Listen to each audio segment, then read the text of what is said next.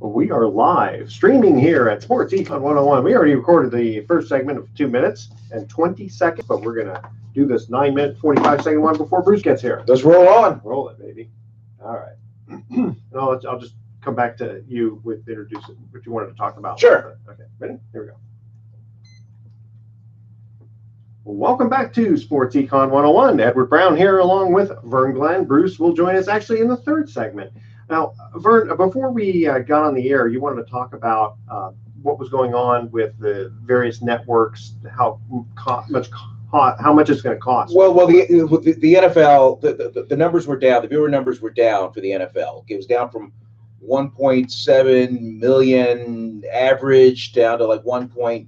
I mean, it's down about 10% over the course of the last few years. So that translates into dollars, advertising dollars. But even though the viewership across the board has gone down, the price tag, and this is for people just watching or listening, it just continues to go up on what the NFL demands from CBS, NBC, ESPN, just whoever is paying for the rights to broadcast these games. ESPN and let's just go back to the other night, the Monday Night Football game between the Chiefs and the Rams. It was a highly anticipated game. Yet 2 9-1 teams. There was just a wall of advertising that was just filtering it, and it was a great game. It was the third highest scoring game in the history of the NFL, and the highest scoring game in the history of Monday Night Football, and the first time a team lost that scored more than 50 It was a shootout. It was a great game, and so the viewer really benefited from that kind of entertainment. But on the flip side, what did it cost ESPN to provide that?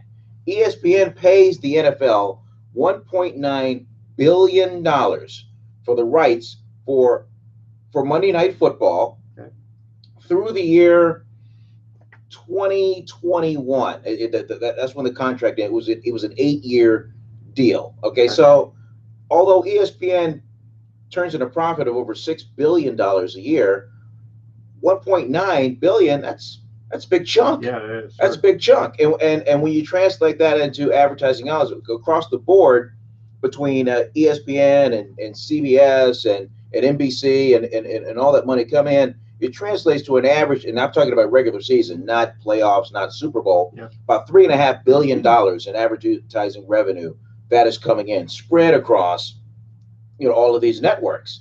And so I'm just trying to give the listener and the viewer just kind of a standpoint of what it is to the cost of it. And that's just, Edward, that's just for the rights to broadcast these games. It doesn't include the production, the equipment coming in, those trucks that roll in, the setting up the satellite time you have to pay. How much do you think you got to pay all that per game? How much would you, if you took a guess? To the production of a Monday Night Football game? I'm gonna say it's well into the millions just for one game. It's 20 some odd cameras. Somebody's manning the cameras. You've got a full crew that is working in E&G engineering. I'm talking about the director, the assistant director, the multiple producers. You got that traveling set that they build, that they put on that field. That is really kind of cool after the game, because they fold it up like an erector set, load it up on a truck, and the truck goes to the next site. Well, my brother-in-law actually, his job is to, one of the things that, I don't know how he got this job, but he trucks the the big satellite that has the voice so you can hear what's going on, and he's the guy who has the dish who's running up and down the sidelines. Right. So I don't know how he got that job, but it's pretty cool. It is cool. It is cool, but it's an exorbitant price to put on a game like that. What does it cost us? Yeah, well, most of us have cable, so we have to pay for that just to get the ESPN package, unless you don't have cable at all and you just you're doing the rabbit ears, and usually when that happens, the game appears on whatever ABC affiliate is in that particular market. That's pretty much how it works. Okay, so going going back a little bit, viewership is down. How much of it do you think was just the whole Colin Kaepernick thing? Oh, I don't think Colin Kaepernick had anything to do with it. Why do you think? Then why do you think the viewership went down over? Because the baby boomers are getting older. The next demographic, they're not watching as much TV. Some of them don't even own a TV, and they have tablets, they have computers, they have smartphones. There's other ways to watch these games other than just lighting up your cable and then bringing up the game that way, in the old traditional way that us old guys do. Okay, so maybe the quote viewership may not have been down, but it's down via traditional way. Yes, Okay, yeah. Watching on TV. Okay. So here's another thing that comes into play. Now, Twitter and Facebook have now come into play. During the Major League Baseball season, Facebook has a deal with Major League Baseball where they have one regular season game that they will broadcast on Facebook only, exclusively. You can't see it anywhere else but Facebook. And it doesn't matter which team. I mean, they're going to just pick.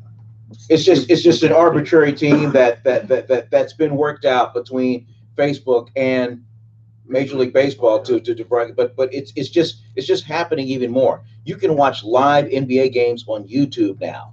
I mean, there's and these social network, these companies, these internet companies, they have way more money than CBS and NBC and all those networks. If they wanted to jump in a bidding war, they could win a bidding war over all those things. But the issue is how do they reach the core viewers that are locked in to watching?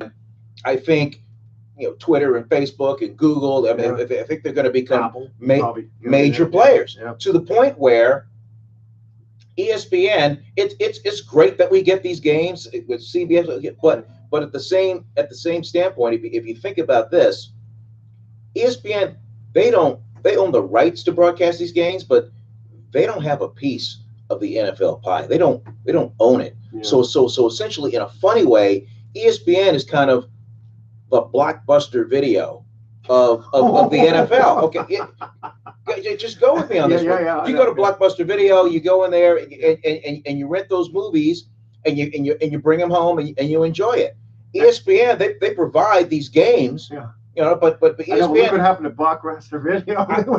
That's what I'm saying. Yeah. That's what I'm saying. Yeah. So what is ESPN doing now? They're starting to come up with their own original programming, 30 for 30, stuff like that. So that's stuff they own, and if they can sell it, then they keep all that money. Gotcha. But right now they're just simply renting these games. They are renting the NBA. They are renting Major League Baseball because they don't have a piece of the pie. Well, it's funny if if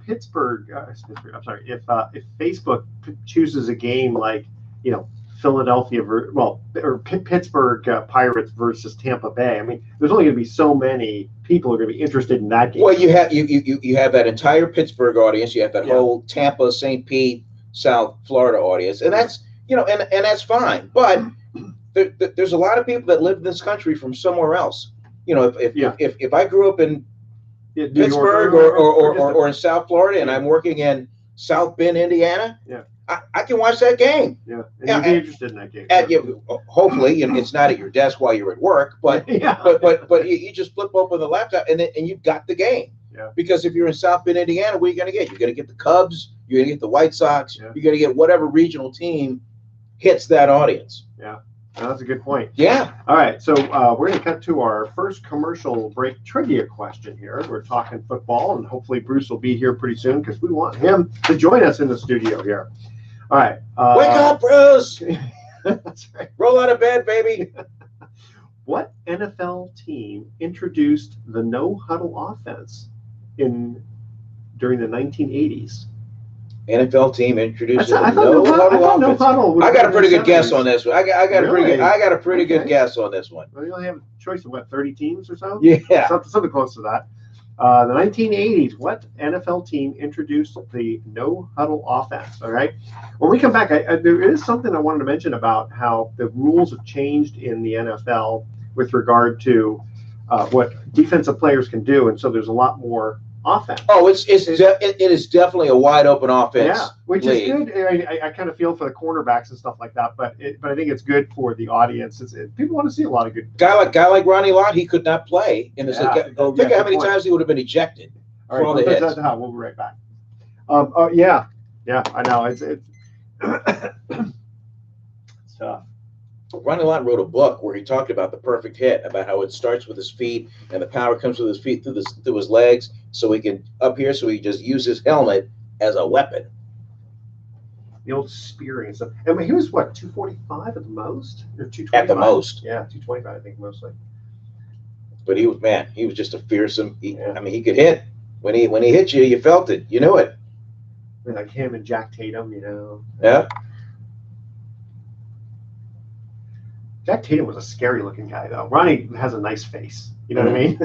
Yeah, Jack Tatum. He had more of a penitentiary. Yeah, face. yeah, exactly. Yeah, that's a good way.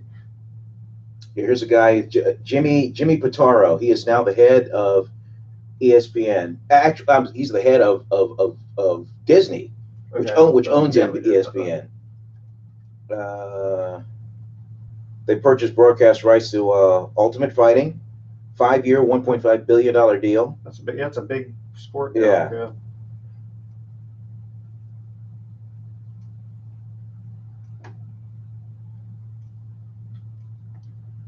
Fox now has they just bought the broadcast rights for Thursday night football. CBS used to have it, and they got out.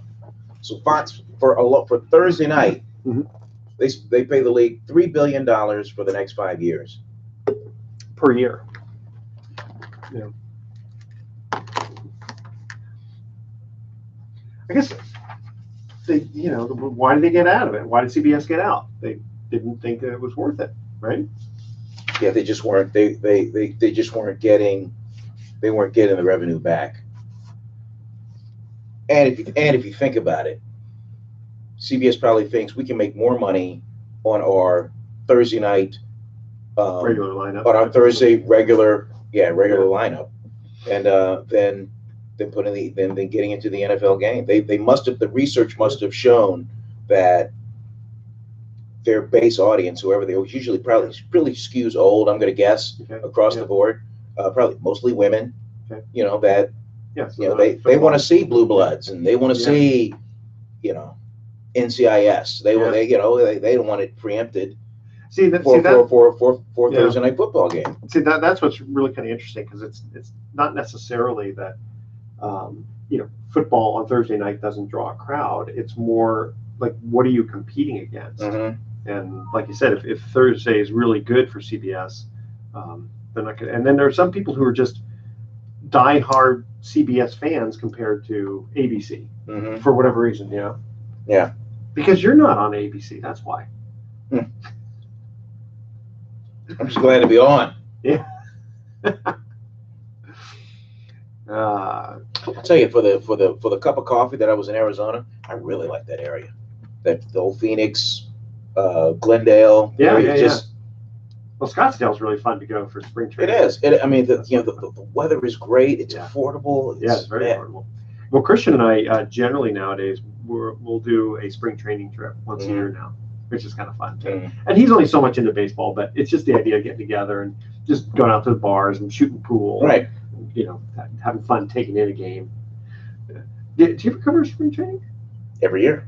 Okay. I mean, you go. I go. Here's the difference. We go because we have to cover the A's and the Giants. Yeah. But we only go for like 5 days. Yeah. So and we're in and out of there before they start playing games. Okay, that's. We get there when the team reports, because we're in it for the interviews and maybe a little maybe some PFBs, just some basic drills, stuff like that. And then we're gone. PFBs. It's a pitching drill where the pitcher mocks a throw to home plate, but then there's a bunt either down the third base side or the first base side, and the pitcher's got to go to first base and cover it. While the infielder fields it, it's a drill. Okay. It's just a drill. We go down and try and rack up 10, 15 player interviews per team, and then we're gone. Yeah. Because I don't know how many people are really interested in the score as much, because it's still for us. I mean, these spring training games are usually on a feed that we get. I mean, there's no need for us to sit down and stay there and shoot that. Yeah. We can get more out of ISOs of guys, of key guys like when we were down there for Evan Longoria when he reported. You get shots of him, fielding, hitting, stuff like that. I mean that's all we need. Just him in a Giants uniform doing something. Yeah. Doesn't have to be from a game. Yeah, exactly. And just the idea of what do you think? So we go mid February, and I'm usually gone by February 19th, 20th. Yeah. How much do you just come up by yourself with ideas versus if somebody says, hey, you maybe why don't you such and such, and hey, that's a good idea. Probably 70%, 70%. Something I come up with, 30%. Because you have somebody calls, yeah. Somebody called Peter. Peter Levy Plumbing. Yeah. Peter Levy called me yesterday. Oh, okay. He says, "Hey, we got this turkey giveaway happening at the old place used to be Mi Pueblo." Yeah. And I just thought, you want to know about it. Oh, great. When we hang up, text me the information, and I'll try and pitch it to the assignment desk. Okay. Make sure you do that. Never heard from them. Well, you think that they'd want to? Okay. But some people just don't realize. Peter doesn't realize I'm off today. Maybe he just doesn't think it's a big deal that I had to let him know now. Maybe he thought, oh, I could just call it at 1 o'clock today. But Peter doesn't realize that the news producers they've already had 2 production meetings. They've got a board about as big as a squall with all these stories. Okay, how many crews do we have? Who called in sick? Okay, we can't replace him. Or we're going to send him there every day. I mean, it's every day. Yeah, here, we get to do this once a week. Yeah, it's every day, and then they have to say, all right, well, what's Cron doing? Okay, all right, what's KTV? They're sending a crew. We better move them over. Yeah, they just continually try and cover their bases because they don't want to get beat. Oh yeah, I know. But competing against them and then other. But Peter doesn't know about that. He knows all about the heat's out at the Smiths again. I gotta go. Yeah. So how? But I mean, you mostly cover sports. It's nothing but so sports. It's more a matter of like in that case, you're just passing the information on to. If it's a news thing and they know me, that they go, hey, we got could you because if they try to drop an email or something like that to the assignment desk, it's just going to go. If you call, maybe, but they still. The kiss of death is when if you ever hear an assignment editor tell you, yeah, we'll try and get a camera over there, that's code. That means there's no fucking way we're getting a camera over there. It's just not. I'm just being nice and say, yeah, we'll try and get a camera. Yeah, because that would definitely placate a lot of people. All right, guys, get ready. The camera's coming. Channel 5's coming. No, they're not. So what? Now, if they heard over two-way that KTVU is sending, then they'll send a camera. So maybe that's what the public needs to know is to go. That's their code word. Say, listen, you know what? KTVU and Cron's coming over, but that's okay. If you don't, you want to come, just let you know they're coming. Yeah. Oh yeah. Then you do it to the other one. That does a lot of good. Then everybody shows up and they go, "Why are we here?" Yeah. That's funny. That has happened. I can imagine. Yeah, it's we were the old church that I went to. We had this one. One of the guys had come up with it. He didn't come up with this idea, but he did it when he was at his old church in Southern California, and. Up here, because it was our first time, it was going to be a lot smaller. But the idea was to feed starving children in either Indonesia, Africa, wherever. Some third world country. But it was specific, like they had just had a hurricane, they just had an earthquake. It wasn't just the generic. Some catastrophic thing. Yeah, exactly. Yeah, and so sometimes it was like subject to change. So the idea was, and I looked into it, and I was kind of the same. I was like giving the code word. Yeah, I'll look into it, right? Yeah. Well, I actually did talk to the people, and I was like, I kept shooting questions at them, right? And the answers were coming back pretty good. It's kind of a weird name, Feed My Starving Children. Well, what a hokey name. But when I looked into it, like, 96% or more actually goes to the kids, and they're able to feed them for like 39 cents a day. And Wow. basically, it's all like cornmeal and that sort of stuff. But what happens So is something better than nothing. yeah, exactly. Yeah. And the idea is you get a whole bunch of volunteers, and we took over the gym over at Valley Baptist, and we fed 100,000 kids. And in Southern California, they did 500,000. Wow. And this is our first time doing it. So you get the word out there. And that's a good public interest story, because it's not, even though it's done by the church, it was not a religious thing. Right. And I think I only did the 1 year, though. I hadn't heard after that. It's too bad, because it was really neat. I mean, we actually got to put the stuff in and make it ourselves. That's the big challenge. You come with an idea, you sell it, and you got this great momentum, but maintaining that momentum. Yeah. After a while. I mean, I would have done it once a year, because I actually had fun. Everyone did like 2-hour shifts, and it went by so fast. They played music and fed us. I mean, it was just a lot of fun. Let me see where the brewski is. Okay, so he's not here yet. We'll roll on. We'll roll on, and then if he comes, he comes. How's that? Sure. All right. Let's see. Oh, yeah. Here we go. Welcome back to Sports Econ 101. Edward Brown here along with Vern Glenn. We're still waiting for that Bruce. Where is he? That rascal? No. Wake him Who up. knows? Yeah. All right, here's our first trivia question. What NFL team introduced the no-huddle offense during the 1980s? My guess is the Dallas Cowboys. That would have been a good guess. That's not it. I just figure innovative. They've come up with so many shotgun, flex defense and all that stuff. Yeah, so I figured, Cowboys. No, who was it? The Bengals. Cincinnati Bengals. Cincinnati Bengals. And I'm guessing it's only because Sam Weish. Probably. He was the head coach. Yeah. He's another Paul Brown disciple. They were very innovative. Bill Walsh also came from that coaching tree. So I could see that. And Coach White, he was a former quarterback himself in the NFL. So I could definitely see that. Okay. Yeah. And during the 80s, I mean, they had a decent team, and maybe they had to decent team, made a couple Super Bowls. Sure. Yeah. Maybe they had to do the no huddle offense because they were getting too many delay of game penalties. I don't know. I'm not sure the reason, but I thought that was kind of interesting. That speeds up the game. All right. So going back to what we were talking about with the fact that the NFL has changed the rules, which has made the offense a lot more explosive, which, just from a typical fan standpoint is exciting. Because I'm thinking about, the first thing I'm thinking of is, what was it, a couple of years ago when you had, it was last year or a couple of years ago when you had Minnesota against the Saints, and the last play of the game was Case Keenum throws the touchdown pass, and Minnesota comes from behind to win. It was a great story. Great story. Now you look at the Saints, and I can't remember who the defensive back was, but you look and you go, what was he doing? Well, they interviewed him afterward, and it was like, well, I was too nervous. I was going to get a penalty, so I just tried to kind of ease up.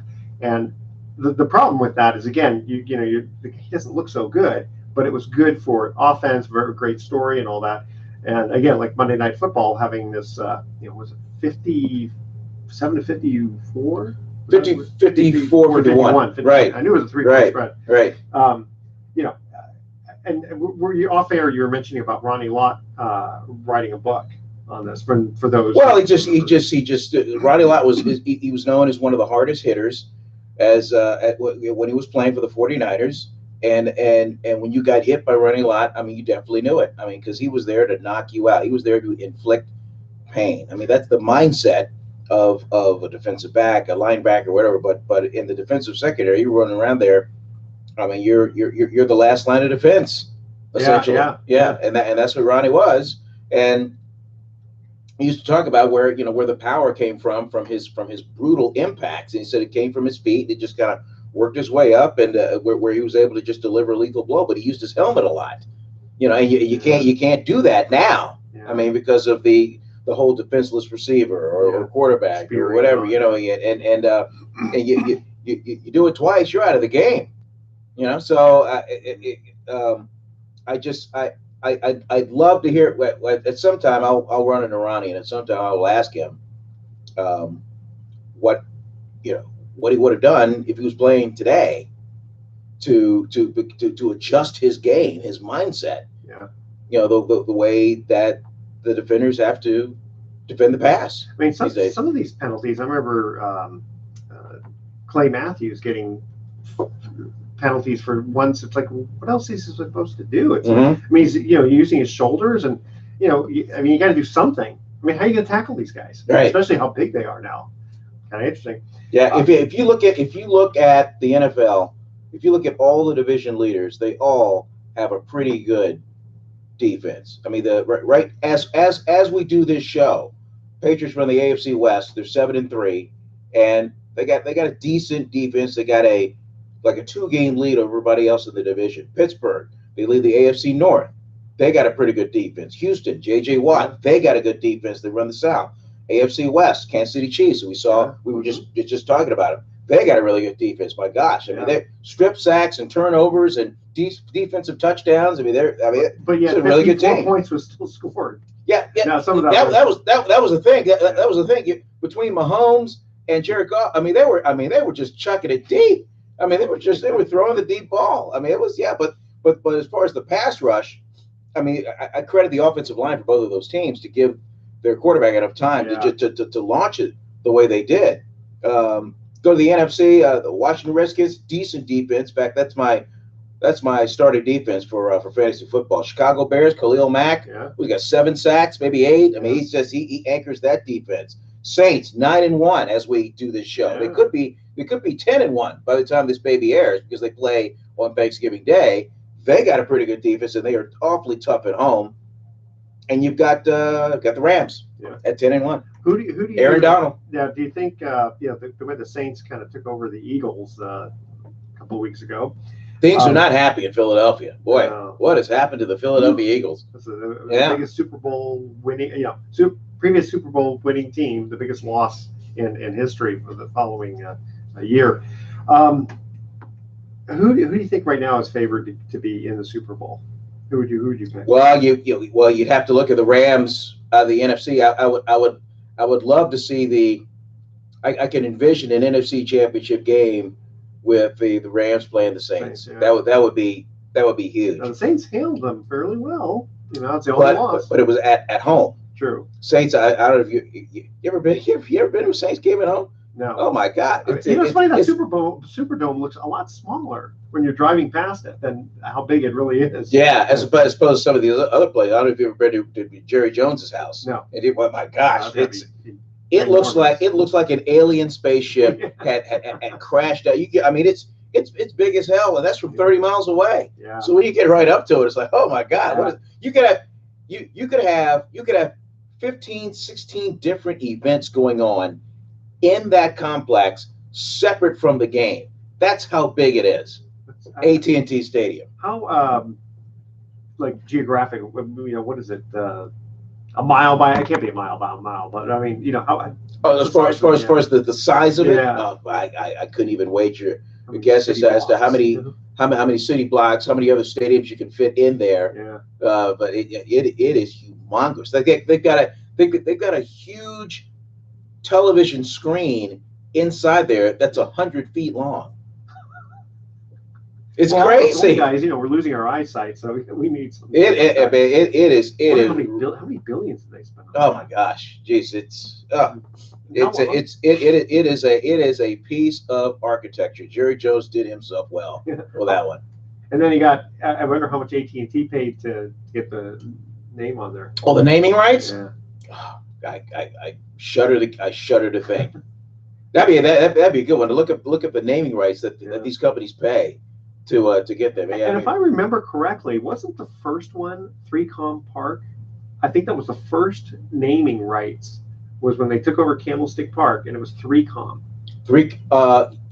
Yeah. Right. I'm not sure if that was the first one, but maybe among that's the first I can remember. And then they went out of business, and then came Minute Maid Park and Monster.com or Monster Park and all that. Mm-hmm. It's always going to be Candlestick Park. Of course, it's gone now, but AT&T, Pac Bell, and all that kind of fun stuff. So going back to you mentioned about the Washington Redskins and poor Alex Smith couldn't happen to a nicer guy. That's right here. Everyone says absolutely 100% nice fella. Just yes sir, no sir. Just terrific. So then and we talked about how it was exactly 33 years to the day that Joe Theismann went down. And Joe Theismann was actually at that game, which is interesting. Yeah. Well, again, because it was Washington. But then, they kind of, I was looking at Yahoo Sports, and they were talking about Le'Veon Bell, how, he's sitting out the 2018 season, so he's not making his $14.5 million. And a lot of us were kind of going, God, man, that guy's stupid. He gave up $14.5 million. Well, but I'll say this: Le'Veon Bell, he's betting on himself. He wants a deal where he wants his base salary to be $17 million a year. That's what he wants, and it was a signing bonus of about $45 million. That's what he wants on a multi-year deal. Yeah, that's what he wants. He feels like the Steelers weren't going to give him that kind of money, and so he didn't show up, and he gave up $14.5 million that was due to him by just not playing. How much did he make before? He was in the high seven figures, but he's looking at Todd Gurley. He's looking at what Todd Gurley makes, and he thinks, hey, I have just as much of an impact on the game as Todd Gurley does, and that does merit some discussion. And a lot of it has to do with your offensive line too, because it's not a one-man job. It does, it does. So he will get his. It's just a matter of who is going to give him. Now, conversely, and this gets back to the name of the show, Sports Econ 101, yes. Because he gave up that money goes back to the Pittsburgh Steelers. Mm-hmm. So the Steelers' salary cap, they have more to spend now. $14 million will go a long way. Yeah. So it's good for the Steelers, who are leading their division.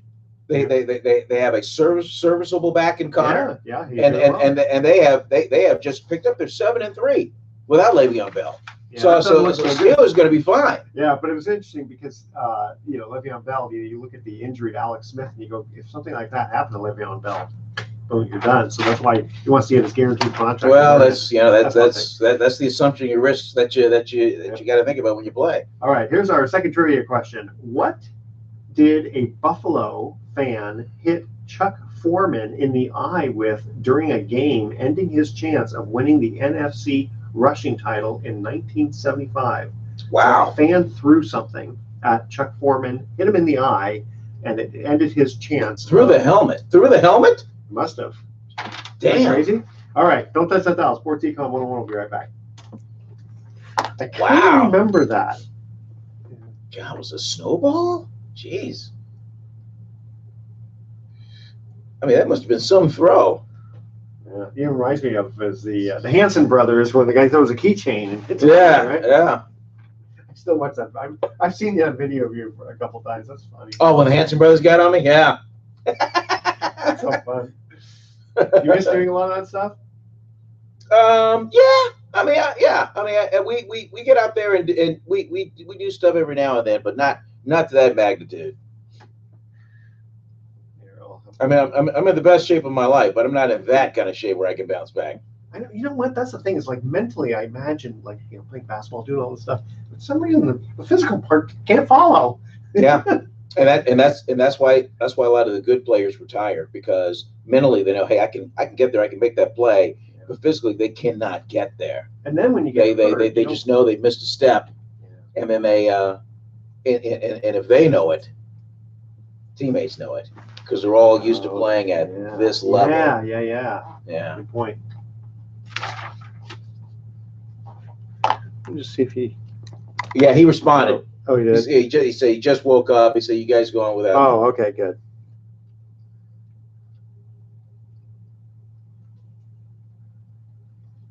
I just don't.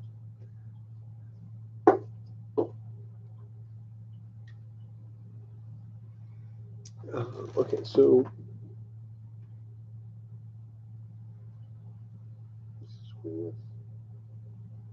Okay, sure.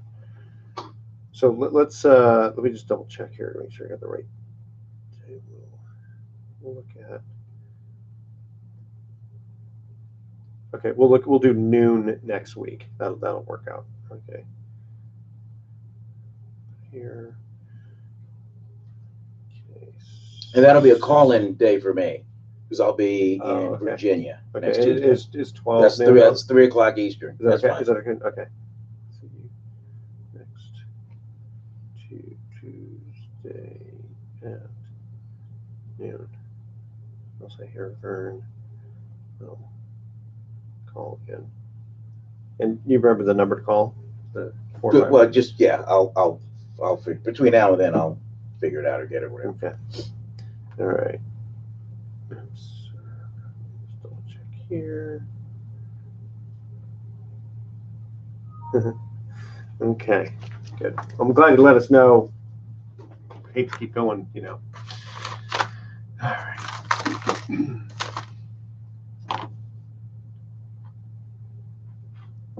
Okay, ready? Yep. Here we go. Welcome back to Sports Econ 101. Edward Brown here, along with Vern Glenn. And poor Bruce, he could not make it today. So he's been found. He's safe. Yeah. But that poor guy. He's not coming in today. Well, he said he had to work till like 1 a.m. Thinking, holy smokes, covering some late games there. Mm-hmm. All right, second trivia question. What did a Buffalo fan hit Chuck Foreman in the eye with during a game, ending his chance of winning the NFC rushing title in 1975? For those who don't remember, Chuck Foreman played for the Vikings. Minnesota Vikings, number 44. That's it. What was the answer to that question? Boy, either a snowball, maybe a bat. I'm going to say a battery. You had it the first time. Snowball? Yeah. Oh. I'm thinking that had to be an ice ball. Buffalo. Of course, if that happened at San Diego, it would have been a battery. It would have been a snowball. Yeah, poor guy, man. I mean, must have gone right through. Remember, who was it, too, who referee threw a yellow flag, and it happened to go, same thing, went right through the face mask and hit a player right in the eye. And I think he played for Minnesota, too. The lineman that got hit in the eye. Yeah. When the referee threw the flag. Yeah, the referee right in the eye. Yeah. I can't remember. I can't remember who that was, but I don't think he was ever. I don't think he was ever the same. Yeah. Just for fun. Yeah. Air Canada Center, where the Toronto Maple Leafs play, $1.5 million a year for the naming rights. American Airlines Arena for the Miami Heat, $2.1 million. For the naming rights, yeah. just to get your name on there, $6.5 million paid by American Airlines for the Dallas Mavericks. Yeah, arena. I mean, it's staggering. What's that? Arco Arena, $750,000. That's in Sacramento. But now they're at Golden One Arena, which is downtown Sacramento. So I don't know what Golden One. What yeah, Golden, is it Golden One or is it Golden Corral? No, it's not. No, it's. Well, that's kind of that's not good. If we can't remember like what they do. Of course, I remember the first GoDaddy commercial during the Super Bowl. That this beautiful woman. Mm-hmm. And people were going, "What is a GoDaddy?" Right. But then I think when they started looking it up, they realized what they did. I mean, that was actually pretty brilliant marketing. Gotta say. Okay, so they were talking before now. The decision. I wrote this stuff before the decision was made, but there was talk of Kaepernick wanting to play for the Redskins. Now that Alex Smith is out, but he's been out of football for how many years now? It's been on a few years. It's sad that it is sad that the Redskins will go out and get Mark Sanchez, and Colin Kaepernick is still without a job in the NFL. That's just. What about Tim Tebow? Could have brought him back too. No, but he's all baseball now. He may be playing for the New York Mets. Not just at Double A, but mid-season. I think he's starting in Triple A next season. Oh, yeah. Think about very that. Talented guy. What about Joe Namath? Might as well bring him back too. No, his knees won't let him. Knees won't let him. Knees won't let him. But I mean, Mark Sanchez did a pretty decent job for the Jets. He'll always be known for the butt fumble. Remember, he took off running and ran to the butt if somebody's of his lineman fumbled the football. Yeah. He'll always be known for that. That's like Joe Pisarcik. Remember him? Golden One is a credit union, by the way. Okay. Yeah. Wow. Yeah. Okay. They get it. I don't know. You wonder how much it's really worth paying for the naming rights. I guess people just assume, oh, that must be a big company, must be a good company.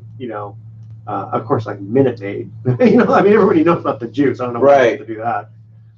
But, well, I mean, I think it's advertising, it's ego. I mean, you just, yeah. I mean, you pay X amount of money for a certain amount of years, and you just know it's just part of just the regular, fabric. Let's go to the Redskins game. Oh, they're at FedEx Field. Yeah, exactly. Okay, so if FedEx pays $4.5 million to have that FedEx put right on the side of that stadium, people won't forget. Yeah. So Condoleezza Rice coaching the Browns. What do you think? No, that's not. No.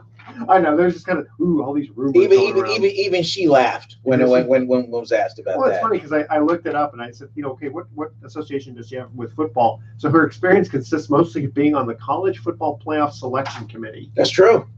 She is. Okay, I don't know how she got that and how big a deal that is. I mean, I'm not on it, but you know what I mean? It's like, did she know that much football that she was able to get that? Well, I mean, she knows sports. She's a sports fan. Okay. She's former Secretary of State. Yeah, true. Yeah. I mean, that's different than sports. She's a member of Augusta National, avid golfer. Oh. Oh yeah. Okay. I mean, she's Is she a good golfer? Or is she just must be if she's joining Augusta National. I mean, you got to be. Yeah. How much it costs to join that place? Well, it's a whole process. You got to go through a whole process. Referred by somebody. Get referred and sponsored, and it's one big thing. Well, so getting on just that topic though, I wonder when a woman will be a coach of some sort. Because in basketball, when it first came up, I thought it was a real slight to the women, the few women that are out there with coaching jobs in professional football. Katie Sowers comes to mind right now. She's an offensive assistant for the 49ers. Okay. I mean, there are several women out there with coaching jobs with NFL teams. Okay. And my first thought was, man, what a slight to them, because they're going through all the grunt work just to be able to. They got their foot in the door. And then you're going to talk about Condoleezza Rice being a head coach? I don't think so. Well, again, it's only because she's a known person, right? That's this celebrity status. But in the bubble of the NFL circle, these women are known within the National Football League fraternity of she's a coach for Niners or whatever. So I mean, at some point, a woman will probably be a manager of baseball. Coach of basketball, maybe a coach of football. There have been a few that have been interviewed for NBA head coaching jobs. Okay. I mean, Becky Hammond's the first one that comes to mind. Yeah, she knows basketball. She interviewed with the Milwaukee Bucks. Well, so I'm kind of wondering, like from a psychological standpoint of the players. I'm thinking football because of the nature of the violence of it. It might be harder for them, for football to accept a woman head coach compared to basketball. It would be easy to say that, but in that same vein, there's a lot of NFL head coaches, assistant coaches, who never played at that high level. Never played it. They grew up around it. Know a lot about it. Yeah. Maybe coach high school level or whatever, college, and got like came through the ranks. Yeah, like that. So because they're a man, do they get a pass versus a woman who also never played the game? I don't know. Yeah, and I'm not saying personally. I'm just kind of wondering, like, the guys in the locker room have to kind of get it over their heads that I'm being coached by a woman. Yeah, because even she's going to have to really work hard to command their respect, and then there's still the. I don't know. I'm trying to mentally put myself in. I'll say it like this, and I'm quoting Ronnie Lott. Okay. Winning is the greatest deodorant, and when you're an NFL head coach, you have to be a great administrator. Yeah. You got to hire a really good coaching staff. Yeah. So the head coach is roaming around practice, going from station to station Yeah. to make sure that things are going according to what you drew up in the coaches meeting. If they're executing your vision, what they're doing. I mean, Katie Sowers isn't going to go up to, you know, ex defensive player and go, no, put your hand in the dirt this way, and this is the stance, and you fire off like that. That's not going to happen. Okay, that's for the position coach to teach. So I mean, so it's not going to be, NFL coach is not going to be hands on like that. Well, you said she's an assistant. Yes. So, okay. So what do you think her specific job would be? Well, she's doing everything from I think she works a lot with the defensive backs. I have to really kind of look specifically at what she does, but she is on the coaching staff for Kyle Shanahan. Okay. All right. Do you think it would be easier to be in the NBA for a woman? Well, there's easier how? Define easier. Well, from the standpoint of the guys being more accepting of coaching. Well, or baseball. I think. Well, it just goes according to the staff you have and the system you run. And in the NBA, again, you have to be a great administrator when you coach the team. But you know, at crunch time, when you got to draw up a play, it better be the play. Yeah. I mean, you got an eraser board, and you're talking with your coaches. You're getting feedback on what play to run at crunch time when you got a last second shot, you know, to do it. If it works, great. Well, then you look like a genius. If it doesn't, well, you know, I mean, if you have a really good coaching staff who respects the head coach, and then you have the players respecting these assistant coaches, I mean, that'll definitely be a good chain there. It's funny, I was thinking about the Chiefs-Rams game when the last minute the clock was not managed very well by Sean McVay. It appeared. You know, why is he throwing all these passes and stopping the clock, giving Mahomes a chance to come back to win? That's a little scary. Boy, if the Rams would have lost that would have been a very uncomfortable interview at the end of the game. But they won the game. I know, that's the important thing. Okay, tell you what, before we've got just a couple of quick minutes here, I wanted to did you hear about the Canadian curling team? Oh yeah, I heard about they just showed up drunk or something like that. They got ejected from a curling event for being drunk and obnoxious. It's like the whole team. It was a couple of guys. One of the guys was a 2014 gold medalist, and I wonder what that does to the sport of curling when you get thrown out. I don't know, man. Kind of tough. Okay, I don't know if we have enough time to do this, but let's try. Major League Baseball Hall of Fame candidates. So Rick, I'm going to name some of these names here. Rick Ankiel, who probably had one of the strongest arms for sure. Yeah, he was a gifted pitcher, and then all of a sudden he just could not find the plate. Exactly. And it just got in his head. So he switched to the power hitting outfielder and had a great degree of success. But the thing is, if you look at his stats, he's not a Hall of Famer. No. Why is he even on the ballot? That's the thing. Because he's eligible. He's been out long enough, so he's technically eligible. Is that how they do that? Because some of these other guys too, you know, Jason Bay, 266 average, 220 home runs. Okay, fine. 754 RBIs, three-time All-Star. You know, good player, but why even talk about a Hall of Fame? That's what I don't understand. You know, Travis Hafner played 11 years, 273 average, 200 home runs, 731 RBIs. But some of these other guys, John Garland, a record of a pitcher, 136 wins, 125 losses, played 13 years, no, a 4.37 ERA. Again, why is it even in the topic? That's what here's my thing. If you come up with a name and if you have to think about it, they're not a Hall of Famer. Good point. Okay.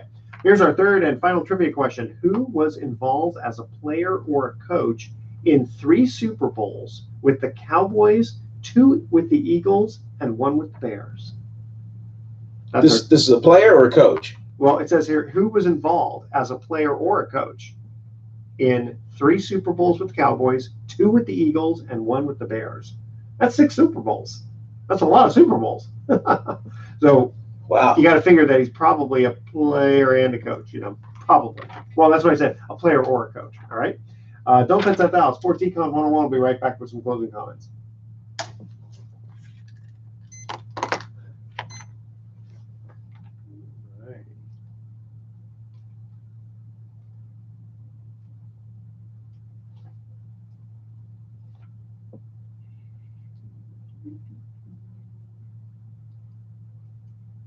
It's actually worked out pretty well because you said you have an 11 o'clock, right? I shoot Yeah, 11:30. 11. Yeah, 11:30. Where's that? There's it's in Marin. There's a basketball camp run by Jennifer Azzi, and they are donating they're donating money to the high school basketball team for Paradise High School. Oh, sweet. Because the coach lost her house, and a lot of members of the team lost everything from the fires.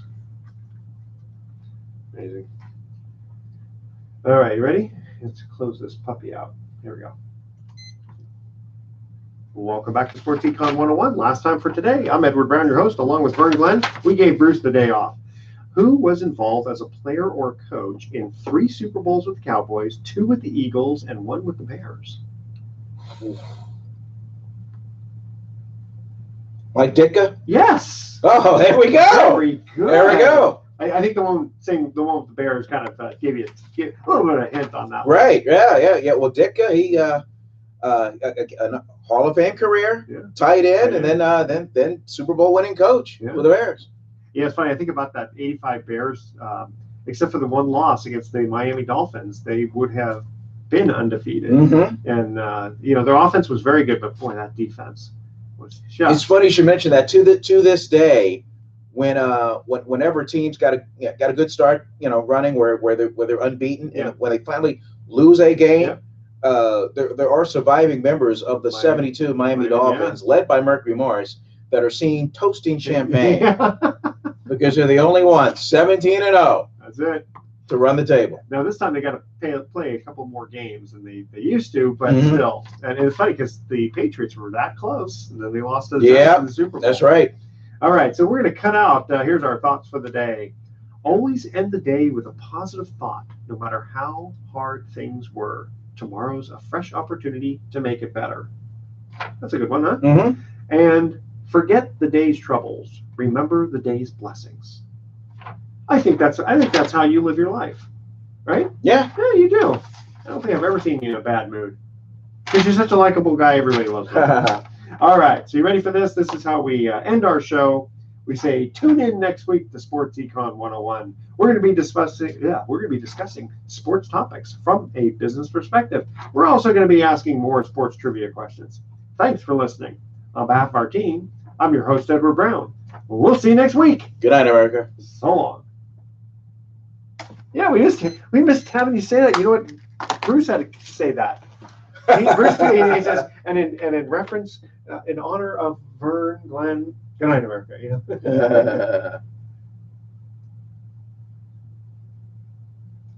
All right, we're going to close this. You know what? Just for fun, I'm going to keep that going for a couple more minutes here. Let's see. This is...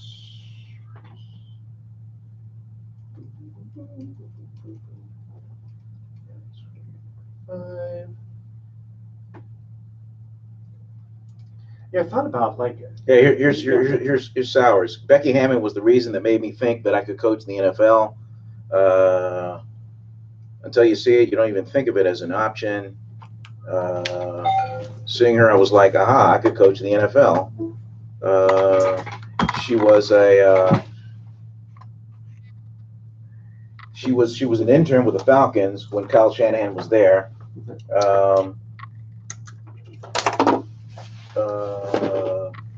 She went in as an intern under the Bill Walsh Diversity Coaching Fellowship. And actually, in the second full season with the Niners.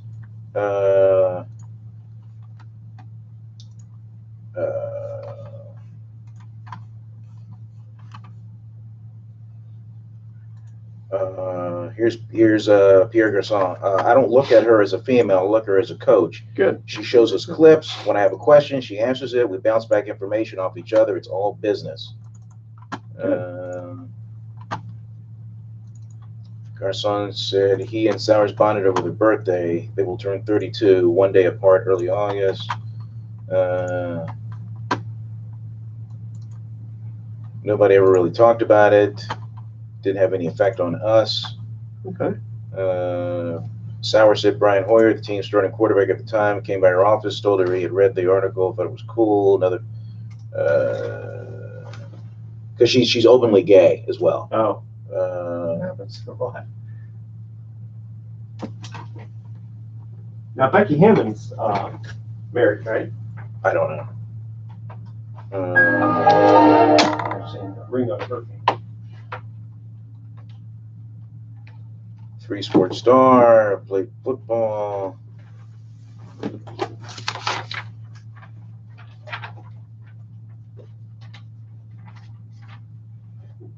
Before she came to the Niners, she had a chance at another job. She knew one of them wasn't right.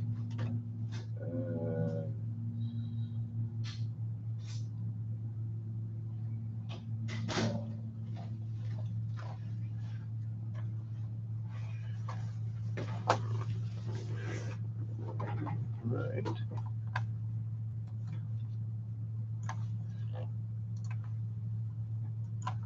And we are going to say goodbye.